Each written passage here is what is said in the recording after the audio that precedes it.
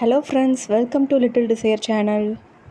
இன்றைக்கி நம்ம சேனலில் ரொம்ப டேஸ்டியான ரொம்பவே ஈஸியான வெஜிடபிள் சாண்ட்விச் எப்படி செய்கிறதுன்னு பார்க்கலாம் வாங்க.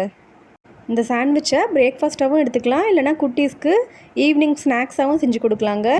சாண்ட்விச் செய்கிறதுக்கு ஒரு கடாயில் 2 டேபிள் ஸ்பூன் அளவுக்கு எண்ணெய் சேர்த்துக்கிறேன். இதில் 2 பெரிய வெங்காயத்தை நல்லா பொடியாக கட் பண்ணி சேர்த்துக்கிறேன். வெங்காயத்தை ரொம்ப நேரம் வதக்க தேவையில்லைங்க. நம்ம அடுத்தடுத்து காய்கறிகளை சேர்த்துக்கலாம். நமக்கு விருப்பமான காய்கறியை வச்சு சாண்ட்விச் செஞ்சுக்கலாங்க. அடுத்ததாக 2 கப் அளவு முட்டைக்கோஸ் சேர்த்துக்கிறேன்.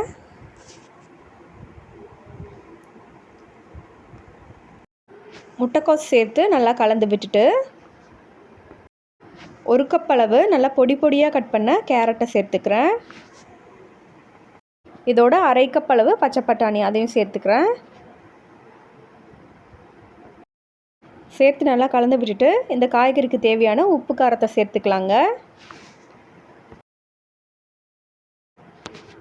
நான் தேவையான அளவு தூளுப்பு சேர்த்துட்டு 1/2 டீஸ்பூன் அளவு மிளகாய்த்தூள் சேர்த்துக்கிறேன். இது கூடவே ஒரு சின்ன டீஸ்பூனில் 1/2 டீஸ்பூன் அளவு மிளகுத்தூளையும் சேர்த்துக்கிறேன். இப்போது காய்கறி வேகிறதுக்காக கொஞ்சமாக ஒரு 1/2 டம்ளர் தண்ணி போல் சேர்த்துக்கிறேங்க. 1/2 டம்ளர் சேர்த்தா போதும், அதிகமாக சேர்க்க வேண்டாம். இதை ஒரு 2லேருந்து 3 நிமிஷத்துக்கு மூடி போட்டு வேக வச்சு எடுத்துக்கோங்க. கடைசியாக இதோட வேக வச்ச 2 உருளைக்கிழங்கு சேர்த்துக்கிறேங்க. உருளைக்கிழங்கு சேர்த்து நல்லா கலந்து விட்டுக்கலாங்க. நல்லா கலந்து விட்டுட்டு ஒரு மத்து வச்சு நல்லா ஸ்மாஷ் பண்ணிக்கோங்க. கட்டி இல்லாமல் நல்லா ஸ்மாஷ் பண்ணிக்கலாம். இப்போ நமக்கு ஸ்டஃபிங் ரெடி ஆயிடுச்சுங்க. ஒரு சூடான தவாவில் எண்ணெய் சேர்த்துட்டு நான் 2 பிரெட் ஸ்லைசஸை சேர்த்துக்கிறேன். நீங்கள் எண்ணெய்க்கு பதிலாக பட்டர் இல்லைனா நெய் சேர்த்துக்கலாங்க. 2 பக்கமும் டோஸ்ட் ஆனதும் ஒரு பிரெட் ஸ்லைஸ் மேலே நம்ம ஸ்டஃபிங்கை வச்சுக்கலாம். வச்சுட்டு ஒரு சால்ட்டட் சீஸை அது மேலே வச்சுக்கிறேங்க. சீஸ் கொஞ்சம் உருகி வர வரைக்கும் 2 சைடும் திருப்பி போட்டு வேக விடலாங்க. அப்போ தான் டேஸ்ட் நல்லாயிருக்கும். இதே போல் எல்லா பிரெட் ஸ்லைசஸையும் செஞ்சு எடுத்துக்கிறேன். அவ்வளோதாங்க, ரொம்பவே ஈஸியான வெஜிடபிள் சாண்ட்விச் தயாராகிடுச்சு.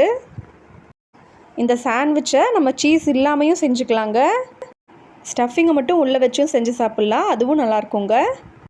பாருங்கள், சீஸ் நல்லா மெல்ட் ஆகி சூப்பராக வந்திருக்குங்க. இதே மெத்தடில் நீங்களும் வெஜிடபிள் சாண்ட்விச் ட்ரை பண்ணி பாருங்கள். வீடியோ பிடிச்சிருந்தா லைக் பண்ணி ஷேர் பண்ணுங்கள். சேனலை சப்ஸ்கிரைப் பண்ணாமல் இருந்தால் சப்ஸ்கிரைபும் பண்ணிக்கோங்க. நிறைய ஹெல்த்தி அண்ட் டேஸ்டியான ரெசிபீஸ்க்கு நம்ம சேனல் பிளேலிஸ்ட்டில் போய் செக் பண்ணி பாருங்கள். தேங்க்ஸ் ஃபார் வாட்சிங். Have a good day.